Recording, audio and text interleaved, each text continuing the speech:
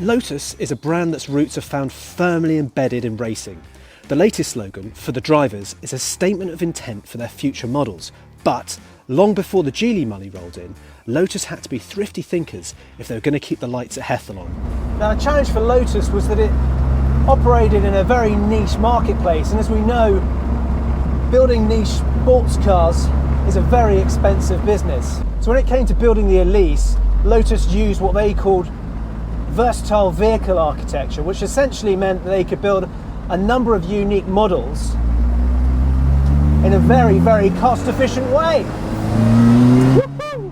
It also meant that when the Lotus engineers were asked to zhuzh up the Elise, what they did was essentially pour a Vindaloo on top of a korma. Things got very spicy. And here it is, the Lotus Exige S1.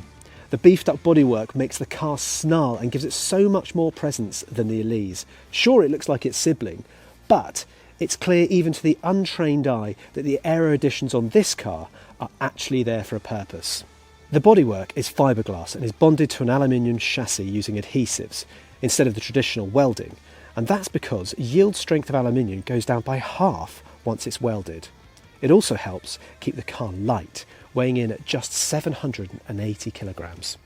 Other than the lip spoiler down here, the whole front of the car, this clamshell design, is one moulded piece bonded to the aluminium chassis, and then that continues across the roof line of the car. The roof air duct flows into the rake spine of the engine cover, over the spoiler, and then drops off as a cliff edge over this cam tail at the back here, quite dramatically, which then shows you the centre exhaust, which just look like two protruding cannons. Whilst we're around the back of the car, we'll take a quick look underneath the engine cover. This is quite cool because there's a clip here. You just unfasten that, and then there are 3 screws in the roof here. Now we've undone those already, and then theoretically, here we are, just pull that off, and it is feather light, this fiberglass engine hood. I'll place that down very carefully here, and then we can have a look into the engine bay.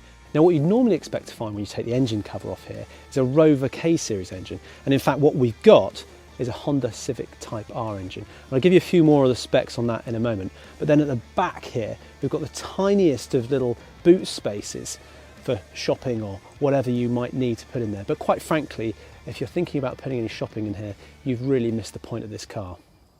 Now, as you've probably already gathered, this particular car's engine is anything but stock. Gone is the Rover K-Series engine, and that's been replaced by a Honda engine, now producing 341 brake horsepower.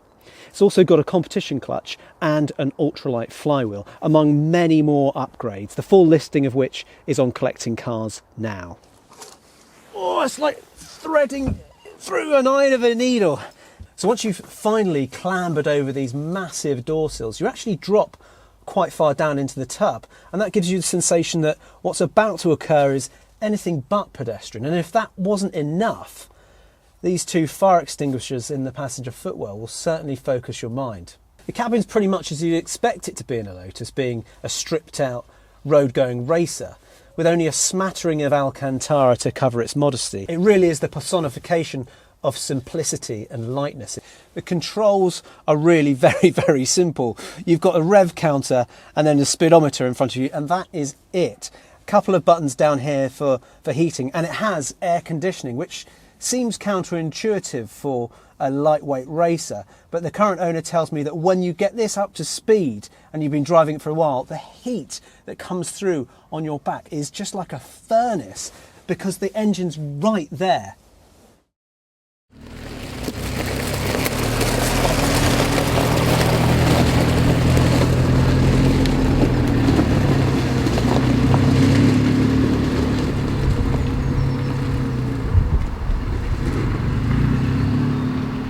There are absolutely no driver aids in this.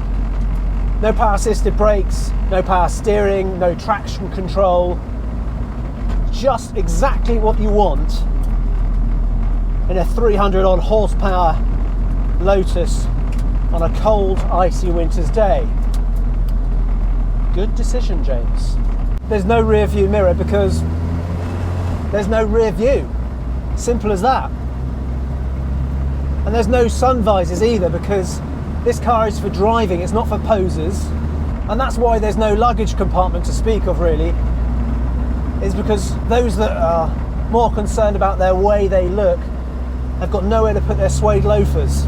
There is a stereo in here, but you want to make sure you've not tightened up your harness too tightly. Otherwise you won't be able to reach over and change over your radio programs, or indeed use this storage area in the front there, which you can see I can't actually reach. I have to say, while the noise is deafening once you start pushing on, it's a lovely position to be sitting in. You get such a great view out the front, looking over the wheel arches. It's really a very, very good driver's position.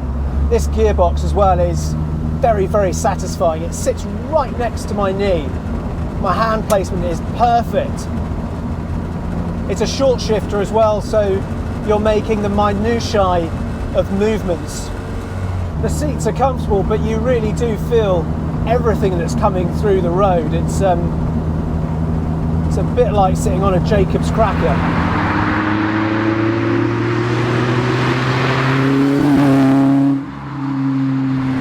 Yeah, it's not quiet in here, is it?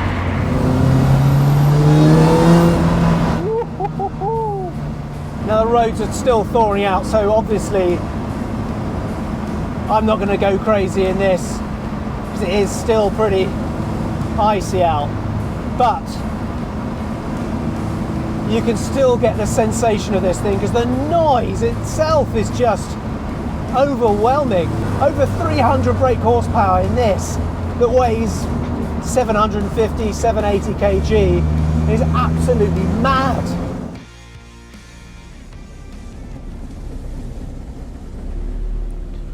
Oof.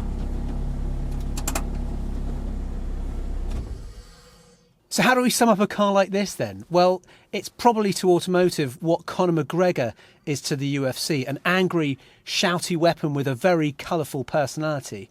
Throw it in the ring and it won't fail to entertain you, but will probably leave you with some ringing in the ears. This car is now live on collectingcars.com and there are more than 100 photos along with the full listing. Thanks for watching and see you soon.